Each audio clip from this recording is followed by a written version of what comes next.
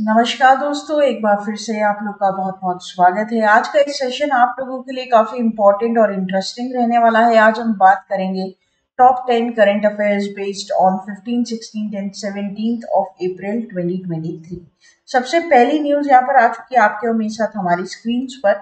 तो बेसिकली यहाँ पर अपॉइंटमेंट के ऊपर यहाँ पर क्वेश्चन है, न्यूज है हमारी। और सबसे बड़ी बात है कि इम्पोर्टेंट सेगमेंट रहता है करंट अफेयर्स का अपॉइंटमेंट्स का, राइट। तो Justice Apresh Kumar Singh appointed as chief justice of Tripura High Court, right. तो यहाँ पर त्रिपुरा हाई कोर्ट के चीफ जस्टिस अपॉइंट किए गए हैं अपरेश कुमार सिंह। इनका नाम यहाँ पर काफी इंपॉर्टेंट हो जाएगा आपके एग्जाम पॉइंट ऑफ व्यू से। तो Justice Apresh Kumar Singh has been appointed as a new chief justice of Tripura High Court replacing Justice Jaswant Singh, right. तो यहाँ पर एक क्वेश्चन यहाँ पर और बन सकता है, एक पॉइंट यहाँ पर और आपको मिल गया है रिप्लेसमेंट के ऊपर, है ना। इन्होंने रिप्लेस किसको किया है। The department of justice in the law ministry issued a notification stating that president under the powers conferred by Article 217 of the Constitution of India has appointed Justice Apresh Kumar Singh. तो यहाँ पर चीफ जस्टिस जो है high Court के, वो article 217 के तहत constitution of India के कन्फर्ड किए जाते हैं, उनको पावर्स यहाँ पर दी जाती है, ठीक है। और इसका ऐलान करता है प्रेसिडेंट, हु इज द जज of Jharkhand High Court, who assume the position of chief justice of Tripura High Court with effect from date he takes the charge of the office. Justice Singh was born on July 7, 1965 and stated his career as an advocate in 1990. तो basically थोड़ा सा यहाँ पर जो जसवंत सिंह जो कि ex chief justice रह चुके हैं त्रिपुरा के, उनकी थोड़ी सी बैकग्राउंड यहाँ पर बताया गया है, कब उनका जन्म हुआ, कब उन्होंने एडवोकेट की डिग्री यहाँ पर ली और प्रैक्टिस करनी शुरू करी। बट हाँ ठीक है, आपको जो ध्यान रखना है वो करंट अफेयर्स पर जो इम्पोर्टेंट है इनका नाम जो अपॉइंट हुए हैं। तो dash is the new chief justice of Tripura High court, तो करेक्ट हो जाएगा अपरेश कुमार सिंह। आगे बात करते हैं न्यूज नंबर 2 की। न्यूज नंबर 2 में क्या है, काफी इंपॉर्टेंट है हमारे banking awareness point of view से। सेबी, दोस्तों सेबी ने अपना नया लोगो यहाँ पर क्या किया है, अनवेल किया है ना। आपको ध्यान होगा सेबी कौन है। सेबी कैपिटल मार्केट के ऊपर रेगुलेटर है हमारे इंडिया में। कैपिटल मार्केट मतलब शेयर मार्केट बोलो, स्टॉक मार्केट बोलो, कुछ भी बोलो। तो securities and exchange board of India, even commodity market का भी जो रेगुलेटर है वो सेबी है। पहले तो एफएमसीजी था, ठीक है, लेकिन अब क्या है, अब है आपका एसएबी, राइट। तो SEBI is very very important. तो यहाँ पर on the occasion of SEBI foundation day, SEBI unveiled its new logo at the ceremony held in Mumbai. The new logo represents SEBI's commitment to facilitating economic growth through capital formation while also incorporating the power of the technology data into policy making. तो सेबी एक तरीके से पूरी autonomous body है। और यहाँ पर मैं आपको बता दूं कि ये ब्लू कलर पैलेट के ऊपर एक ट्रेडिशनल लोगो मेंटेन किया है और नया जो अपना लोगो है उसे रिफ्लेक्ट किया है, ठीक है। उसके खुद के किस किस दिन उसके खुद के यहाँ पर जो फाउंडेशन डे था उस पर। तो यहाँ पर which commercial bank recently, sorry which commercial entity होगा यहाँ पर, ठीक है, बैंक नहीं होगा, ये ध्यान रखना। Which commercial entity recently unveils new logo on its foundation day, तो करेक्ट हो जाएगा यहाँ पर क्या आपका SEBI, securities exchange board of India. आगे बात करते हैं न्यूज नंबर 3 के ऊपर। न्यूज नंबर 3 यहाँ पर क्या बोलता है, बेसिकली आज हम यहाँ पर बात करेंगे इरडई के बारे में, ठीक है। इरडई क्या है, insurance regulatory development authority of India. तो यहाँ पर कुछ न्यू कंपनीज लाइन अप हुई है, ठीक है। और यहाँ पर इरडई का प्रपोजल क्या है, तो इरडई बेसिकली काम क्या करता है हमारे इंडिया में, पहले ये ज्यादा इंपॉर्टेंट है समझना। तो इरडई जो है वो refers to your insurance regulatory development authority of India, जो कि मैंने आप लोगों को बताया। और जितनी भी ऑपरेशंस होती है life insurance, general insurance companies की, उनको ओवरसी करता है ये ऑर्गेनाइजेशन। साथ ही साथ इसका मेन एम ये रहता है कि जितने भी इंटरेस्ट है किसी कस्टमर के, उनको सेफगार्ड यहाँ पर किया जा सके। Very important, right. To safeguard the interest of policy holder and regulate the insurance sector. Primary objective is to regulate the industry and ensure the protection of policy holders. And also यहाँ पर मैंने आप लोगों के already 3 bullet points रखे जहाँ पर आपको ये समझना है कि इरडई जो है उसका मिशन स्टेटमेंट क्या है। तो protecting the interest and fair treatment to policy holders, regulating the insurance industry fairly and ensuring the financial soundness, and also regularly framing regulations to remove ambiguity in the industry's operation. कोई भी तरीके कोई भी गलत काम या फिर कोई भी फ्रॉड यहाँ पर नहीं हो, कम से कम यहाँ पर लूप होल्स निकल कर आए, यही काम रहता है एडाई का in the field of insurance, right, हमारे इंडिया में। दूसरी बात ये दोस्तों सबसे बड़ी बात है कि हमारे यहाँ पर इंडिया में 100%, ठीक है, ऑटोमेटिक रूट से इन्वेस्टमेंट किया जा सकता है in the insurance sector, right. किसी भी तरह की गवर्नमेंट की परमिशन की जरूरत नहीं है एफडीआई करने के लिए। क्वेश्चन कैसे बनेगा, in India which body is responsible over all the functions and activities related to insurance, तो करेक्ट हो जाएगा इरडई। आरबीआई कमर्शियल बैंक के ऊपर है, PFRDA pension regulatory development authority of India है, नाबार्ड एग्रीकल्चर का अपेक्स बैंक है, right. आगे बात करते हैं न्यूज नंबर 4 के साथ। Several construction worker huddle in the corner of as a robotic arm, right? 3D printed post office in Bangalore. तो यहाँ पर बेसिकली रिपोर्ट्स के तहत पहला बेंगलुरु का 3D प्रिंटेड पोस्ट ऑफिस यहाँ पर बना है, ठीक है। और residents of Cambridge layout are reportedly pleased with the development and the cost of constructing this post office is estimated to be 30 to 40% lower than the traditional building. And it is expected to complete it within 30 days. 1100 square feet post office cost around 23 lakh to construct. तो already जो पहले हमारे जो traditional post office है उनसे कई गुना कम खर्च में ये 3D पोस्ट ऑफिस बन सकते हैं। ये मात्र 1 महीने के पीरियड में इसे तैयार किया जा सकता है और 23 लाख से 25 लाख रुपए का बजट पड़ता है, ठीक है। तो काफी बढ़िया बात है ये। तो India first 3D post office to come up in which city, तो करेक्ट हो जाएगा आपका बेंगलुरु।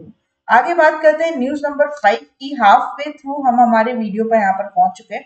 चाइना में रिकॉर्ड यहाँ पर क्रिएट किया है, बेसिकली रिकॉर्ड तो क्या क्रिएट किया है, बट हाँ N3N8, ठीक है, N3N8 जो बर्ड फ्लू है उससे पहली ह्यूमन डेथ यहाँ पर चाइना में रिकॉर्ड की गई है। तो WHO की रिपोर्ट के हिसाब से जो चाइना है वहां पर H3N8 जो सब टाइप है किसका, इन्फ्लुएंजा फ्लू का, ठीक है, उससे पहली डेथ यहाँ पर कंफर्म की गई है, ये आपको ध्यान रखना है। और जो डेथ हुई है वो एक महिला की हुई है, 56 साल की महिला थी यहाँ पर इनकी, ठीक है। तो क्वेश्चन कैसे दे सकता है यहाँ पर, according to the report of WHO which country records world's first human death from H3N8 bird flu, तो करेक्ट हो जाएगा चाइना। आगे बात करते हैं न्यूज नंबर 6 की। रिटेल इन्फ्लेशन के बारे में बात करेंगे यहाँ पर। तो रिटेल इन्फ्लेशन यहाँ पर क्या है दोस्तों, रिटेल इन्फ्लेशन बेसिकली यहाँ पर महंगाई है, ठीक है, क्या है, महंगाई है, रिटेल इन्फ्लेशन की महंगाई जो आपको यहाँ पर देखने को मिलेगी। बात कर लेते हैं इसके बारे में पूरी हम लोग।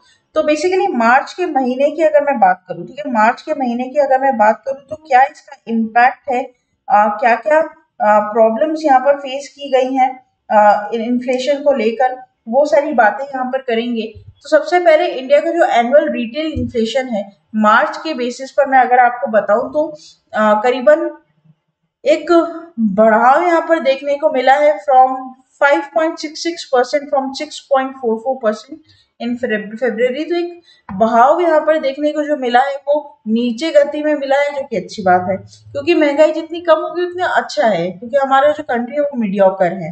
This is a positive development for the economy as it indicates that inflationary pressures may be easing, right. तो इन्फ्लेशन कम करना ही हमारी गवर्नमेंट का क्या है, पहला मेन मकसद है। और इसके इसके जो टूल्स है वो मॉनेटरी पॉलिसी टूल्स है, जैसे कि मैंने आप लोगों को कई बार पढ़ाया है मेरे ऑफलाइन ऑनलाइन दोनों सेशंस में। Repo rate, reverse repo rate, इनको बढ़ाना घटाना, ये सब इन्फ्लेशन को कंट्रोल करने का एक तरीका है, ठीक है। तो यहाँ पर क्वेश्चन कैसे बनेगा, retail inflation moderates to 5.66% in March from dash in February, तो करेक्ट हो जाएगा 6.44%। आगे बात करते हैं न्यूज नंबर 7 के ऊपर। न्यूज नंबर 7 के ऊपर यहाँ पर तो इंडिया जो है, हमारा इंडिया जो भारत है, 5th कंट्री यहाँ पर बना है जहां पर एआई इन्वेस्टमेंट सबसे ज्यादा है, आर्टिफिशियल इंटेलिजेंस इन्वेस्टमेंट, राइट। तो स्टैनफोर्ड यूनिवर्सिटी की रिपोर्ट है, रिपोर्ट और इंडिसेस है, बहुत इंपॉर्टेंट है। India rank 5th in terms of investment received by startups offering AI based products and services in 2022, and AI startups in India received a total investment of rupees 3.24 billion, surpassing countries such as South Korea, Germany, Canada, Australia. However, India is still behind the US, UK, and China Israel in terms of AI investment received. तो ठीक है, कोई बात नहीं, हम एक दिन आगे भी होंगे, नंबर 1 पर होंगे। अभी के टाइम पर हम नंबर 5 पर यहाँ पर आते हैं। What is the India's rank among all other countries in the most AI investment? तो करेक्ट हो जाएगा यहाँ पर 5। आगे बात करते हैं न्यूज नंबर 8 की। इंडिया की first semi high speed regional rail service जो है उसका नाम है रैपिडेक्स, राइट। तो यहाँ पर क्या है, तो एनसीआरटीसी ने बेसिकली यहाँ पर नाम दिया है इंडिया की पहली semi high speed regional rail services का रैपिडेक्स। ठीक है, बेसिकली ऑपरेट की जाएगी regional rapid transit system corridors के द्वारा, और इसे कंस्ट्रक्ट किया गया है ताकि जितने भी इंपॉर्टेंट लिंक्स उससे कनेक्ट हो सके। And the name RapidX has been selected because it is simple to read and pronounce in different languages. Also जो यहाँ पर इस ट्रेन की खूबी है ना, इस नाम में आपको तहत दिखाई देगी रैपिडेक्स, राइट। तो यहाँ पर देखिए, India first semi high speed regional rail service named as, तो करेक्ट हो जाएगा ऑप्शन नंबर बी, रैपिडेक्स। आगे बात करेंगे न्यूज नंबर 9 के ऊपर, राइट। तो तिब्बत जो है यहाँ पर वो वर्ल्ड का लीस्ट फ्री कंट्री यहाँ पर बताया गया है। रैंक और इंडिसेस यहाँ पर भर भर के आपको सेशन में मिलेंगे। मोस्ट इंपॉर्टेंट सेगमेंट है आपके करंट अफेयर्स के आने वाले एग्जाम्स के पैटर्न्स को देखते हुए, है ना। जो पैटर्न्स हम यहाँ पर दोस्तों ऑब्जर्व कर रहे हैं उसमें रैंक और इंडिसेस अपॉइंटमेंट बहुत इंपॉर्टेंट रोल प्ले कर रहे हैं, वाइटल रोल प्ले कर रहे हैं। ठीक है, तो तिब्बत यहाँ पर फ्रीडम हाउस इंडेक्स के लिस्ट में लास्ट आया है। Recent report by Tibet Press highlights according to the Freedom in the World Index 2023, right. उसकी अगर मैं बात करूं यहाँ पर, तो freedom in the world 2023 report के तहत तिब्बत जो है एक ऐसी लीस्ट फ्रीडम कंट्री है, ये बताया गया in the world. Tibet, South Sudan, Syria are the least free countries in the world. Also, this is the third consecutive year that Tibet has ranked at the bottom in the list with the Freedom House surveys conducted in 21-22, right?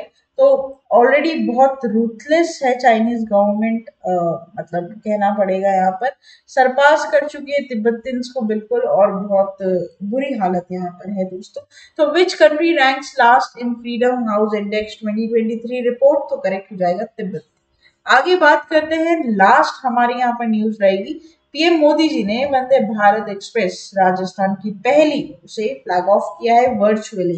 तो prime minister Narendra Modi launch Rajasthan Vande Bharat express via video conferencing, which is 15th such train in the country, and also Vande Bharat Express symbolizes development, modernity, self-reliance, stability, and reaching the spirit of India's first, always first.